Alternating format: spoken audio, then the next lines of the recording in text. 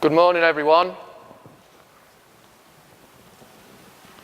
Hopefully, most people now have been able to fight their way through the subway and have got here.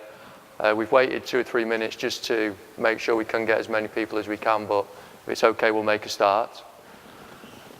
Welcome to this invited symposium on working with elite level footballers. And I think over the next couple of hours, we should have some really interesting presentations from 3 of the football codes. We'll start off with some association football from 2 UK-based speakers, and then we'll move to Australia and New Zealand to hear about rugby union and Aussie rules too.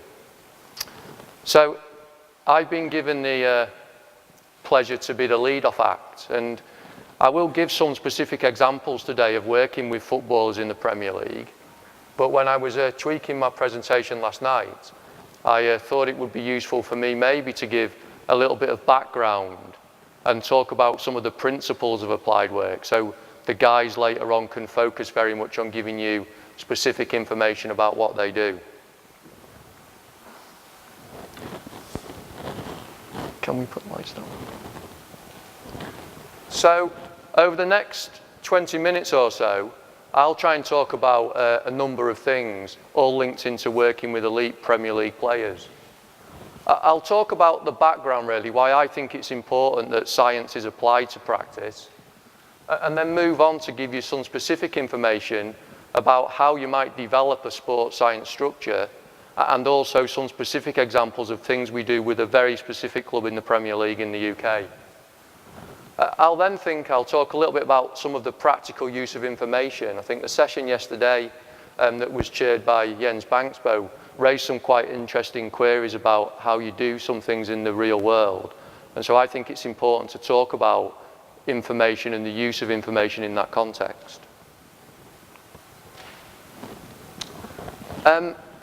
This is quite an old slide, unfortunately, now.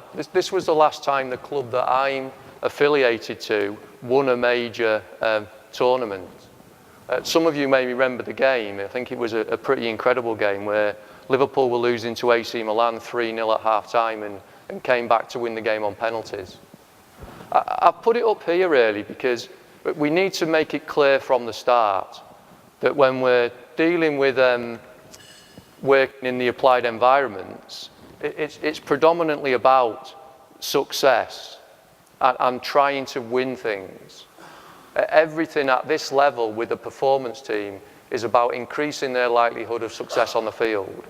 And so really, any strategy that you're developing needs to have that at the back of your mind. It needs to be increasing the chances of winning. We often see newspaper articles like this in England. I'm sure you see similar things in your countries too. This was something I pulled off a website recently. You can see it's dated 2010. And the title is A New Philosophy, the Science Putting City on the Path to Success. And so increasingly now then, that there is a view in professional sport that the application of science will actually help teams win trophies. Now I think when you think about some of the information Brian Dawson was giving yesterday, this isn't new.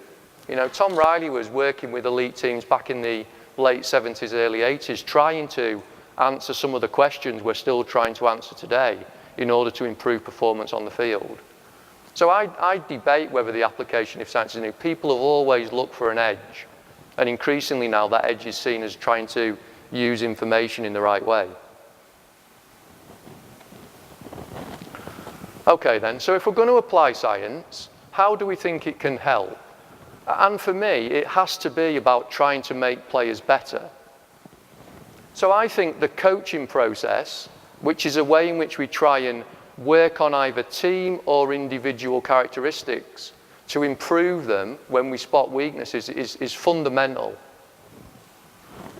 So if we now unpick the coaching process and look at this kind of simple schematic I've stolen from more detailed research papers on the area, we can see that the process is really about looking at what people do in the sport, analysing it, making a plan on the basis of what we've seen as a consequence of the performance, and then trying to implement a strategy to address the issues that we think warrant some consideration. Now, the problem with that is that in most sports, up until recently maybe, that was done by the coach. And it was done by the coach based on subjective information. So it was the coach's feelings of what he saw the team were doing, either during training or practice, which drove the performance, analysis, planning, implementation cycle. That's fine. I'm not saying coaches don't have a lot to offer an analysis of their sport, but what we do know is that people are not very good at remembering accurately what happened.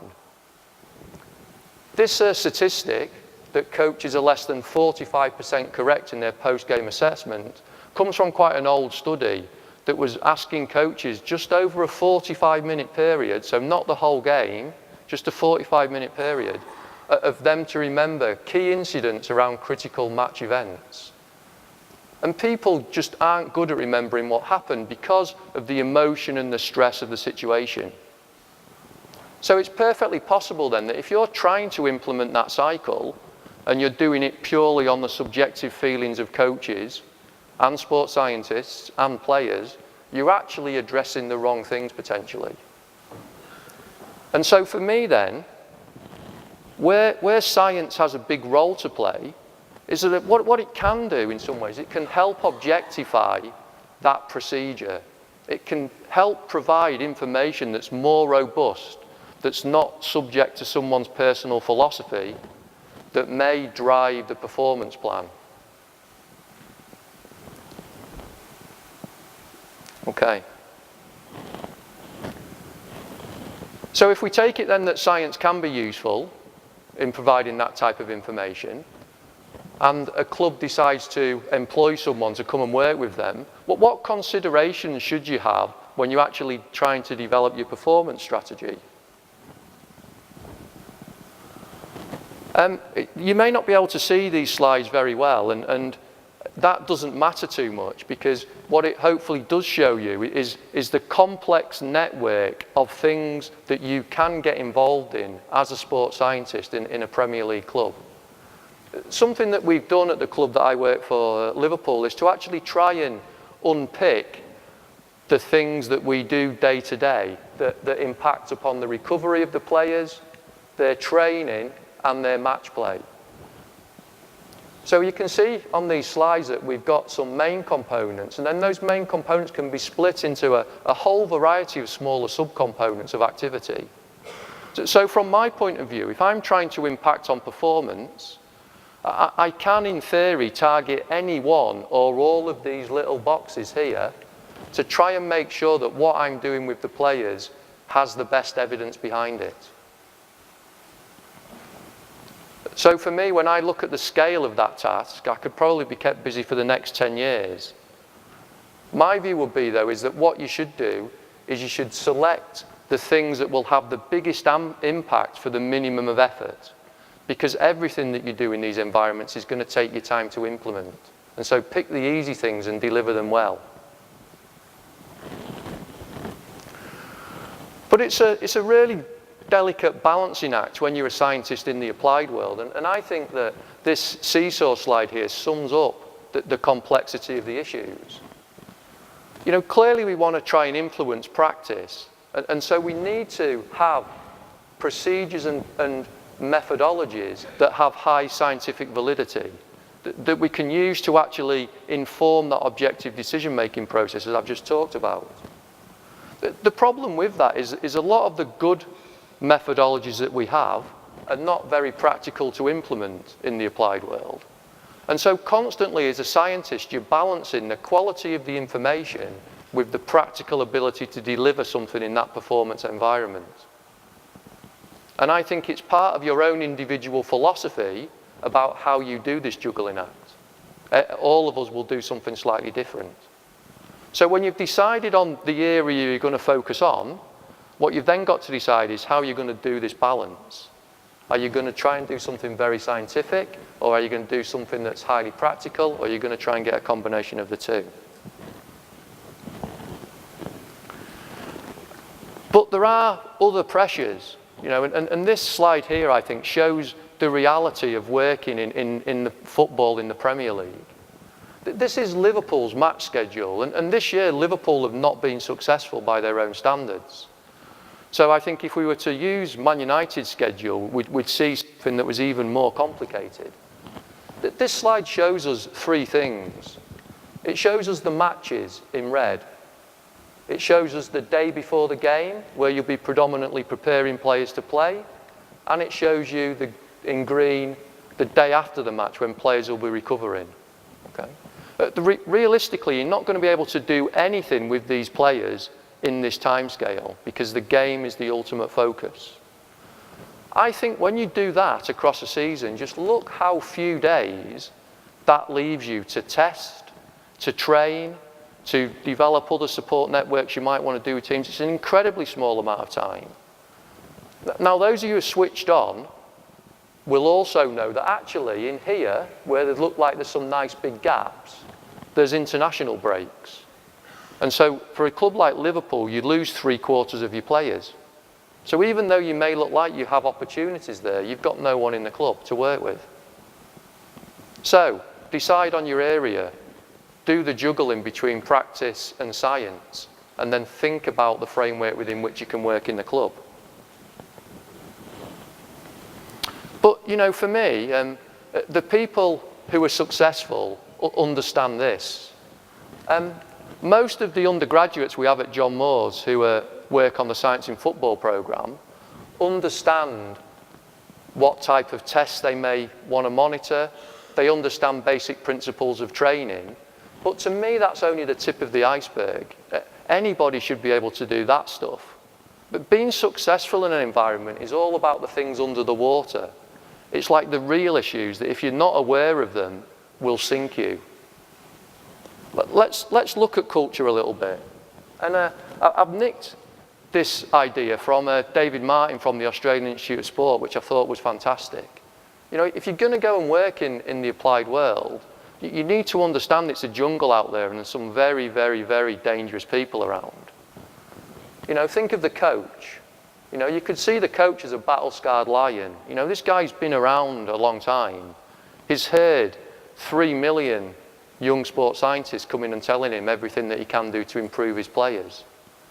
He's under pressure. So the reality is in the Premier League, you've probably only got about 6 games before people start thinking about you being sacked if you're not successful.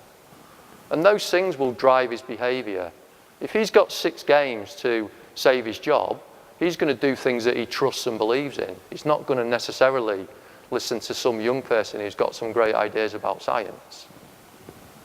Players, you know, players are really important nowadays. You need to understand how powerful players can be. And so I've likened them here to a kind of pack of jackals, because they will hunt in packs, that they will try and find every weakness that you have and exploit it. So if you walk onto a field and your session's not ready to deliver, then you'll soon find out about it. And the players will do everything they can to disrupt what you're doing.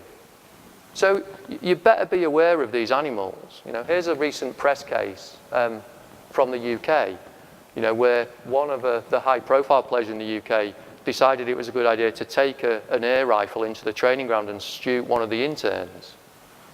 You know, that guy wasn't expecting that on his daily trip into work that day.